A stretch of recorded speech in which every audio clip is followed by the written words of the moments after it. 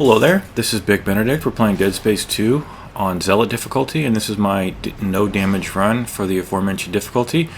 We're on chapter 12 of 15, so we have this chapter and then 3 full chapters after this. So this chapter, which I thought was going to be insurmountably difficult, turned out to be one of the briefest and easiest chapters in the run so far. And I never say that to minimize the difficulty of anything, because difficulty is subjective from one person to the next. What's easy for somebody might be very difficult for another person, and vice versa. And whenever I experience something as easy, I'll tell it to you straight. It was really simple. Maybe it had a difficulty curve. Maybe it really was hard, and I'll always tell you straight up, like I said, if it was hard, if it was easy, if it was somewhere in the middle. But I'm telling you, the only thing about the drill section that's difficult would be to do it without getting hit and not resetting from a checkpoint. That would be difficult. It took me a couple of resets. No, it took me no more than 10 minutes, but I'm just saying to do it without relying on checkpoints would be difficult without getting hit. But as it is, they give you a checkpoint, so it's very manageable. In fact, I think they give you 2. Albeit the first checkpoint is after a very easy and brief wave.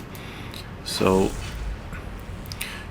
this chapter, I had 0 issues. I've been to this chapter many times.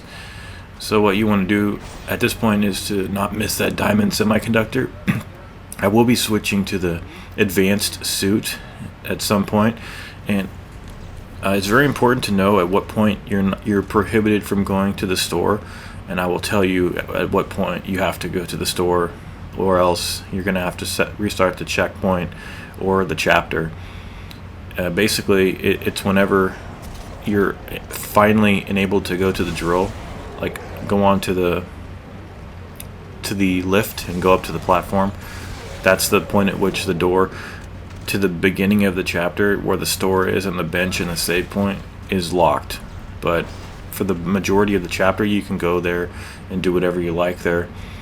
So I would recommend the line gun for the fight. It's actually very helpful, and it's a very simple process in this game. When you want to upgrade one weapon to max from another weapon, it only costs you 5,000 to respec everything, respec. And you can use, for instance, I always have the seeker rifle maxed out, and whenever I want to switch to something else like the line gun and I want that at max, I just, I pay the price for the 5,000, and then I just switch all the nodes to the line gun. So when you come down here now, you're going to place the circuit board in the switch. Do this, and I think during this hacking, you'll see my suit switch, yeah. So the only advantage of this suit, as far as what it gives you for an extra perk, is that the stasis recharge increases by 50%, which doesn't really affect the gameplay, because the stasis recharge is something you usually are depending on during fights in the lulls. But the point at which we put the circuit board in, that's the point at which you have to go to the store. So after this fight and the one that follows it, you can't go to the store. So I'll be putting this in fast forward. This is the best spot to deal with these kids. Just stand at this point, and you can throw the bodies at the ones that are coming up. So in theory, you don't have to waste a single bullet doing this, and it works really well. So even though I put this in fast forward, you can hopefully be able to tell what I'm doing. If not, I'll tell you. You kill one, you throw the body at the one that's coming up on you. And these guys are very sensitive to getting killed. Like any scrape of something that you throw at them, they're instantly killed. And I like that, because it moderates their otherwise quick nature. So this was the point at which I thought you could throw money at these guys and like healing items, but it doesn't work. So I was confused. It's that you're throwing the bodies back. That's what it is. So when you come down here, this will be the final fight, and you can use these impaling spears to take care of the slashers that come over the rail. So there will be 3 of them, and if you look up to the top left, you might see that the door has an orange glow on it. that was too precious. I couldn't mess with these guys anymore. The way they're just, whoever made this game is a genius. Like the compilation of individuals who made this game, I can't express the genius nature of. See, man, like Dead Space 3 was such a step down. Okay, so when you come up here, you're going to start the drill section. The first part, you'll have just a few slashers, and it's what I call wave 1 of 3. Now, the really beautiful thing about this is that when the lurkers are throwing their missiles at you, if you stand still, the missiles never hit you because you're going in a perpetual forward motion or a moving motion. So the physics of it actually will not benefit you to dodge the bullets of these guys. If you stand completely still, because you're moving, that counts as motion, and these guys can't hit you. Now, if you're going out of your way to dodge their bullets, you're going to get hit. So the first thing you want to do is just get on these guys as quickly as possible. Just take them out and then go next to the drill, but don't touch it. Obviously, you'll get killed.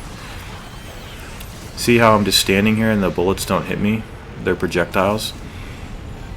And then it's just a matter of stasising everybody who comes up, and it's on a set pattern every single time. And you do get a checkpoint. So anytime you see a crossfade or an abrupt edit, you'll want to remind yourself that I'm off of a checkpoint now. So no issues here. I mean, seriously. Admittedly, to do all of this without resetting, that would be a challenge. But you're not forced to do that at all. So the only real threat, I would say, is just the lurkers and dispatching them. Watch as I just stand here and the missiles don't hit me. This is nothing new. I found out this the last time I played this game, because I remember one time I just set my controller down and I noticed that those missiles never hit me. And this gun is very useful because of the width that it has. But we should be coming up on the last checkpoint here. We're going to have some more of these slashers jumping on you. See, the missiles are going to go right through me. Watch. See? It's empowering. It's almost like a god complex comes over you when you realize that those projectiles can't touch you. So this chapter is nothing. I think the next chapter is going to be really hellacious because of the particular long endurance gauntlets that it has. But as always, I will get you through it. And it looks like we're all clear. Take care.